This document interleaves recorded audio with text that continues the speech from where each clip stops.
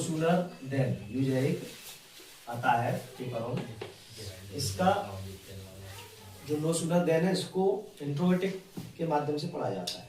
के माध्यम से क्योंकि इसमें जो नो सूनर लगने के बाद हेल्पिंग वर्ब लग रही है तीनों, सबसे पहले हैड, डिड और डू है।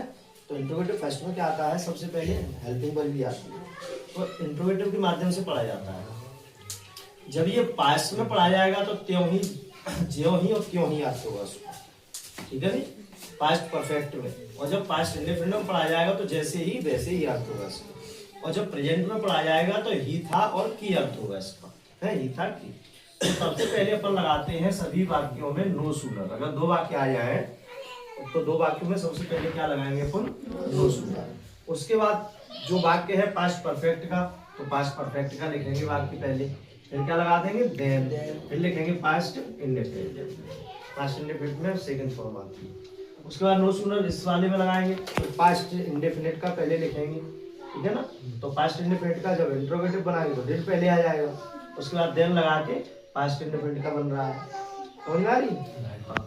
उसके बाद नो सूनर लगाएंगे तीसरे वाले वाक्य में, डू डज पहले आ गया, प्रेजेंट में बनाएंगे। फिर जब प्रेजेंट में लगाएंगे तो मेरे पद में फर्स्ट आएगी देन लगा के, तो प्रेजेंट इंडेफिनिट का ही बनेगा, यस यस लगेगा फिर, ठीक है ना। तो ये है।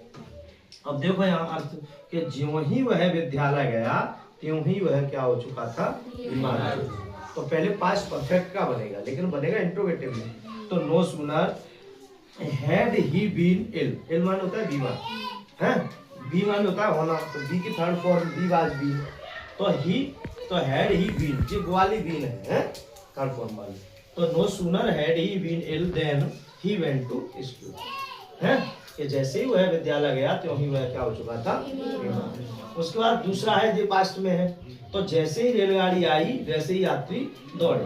तो no sooner did the passenger run, जैसे ही यात्री क्या किए, दौड़े।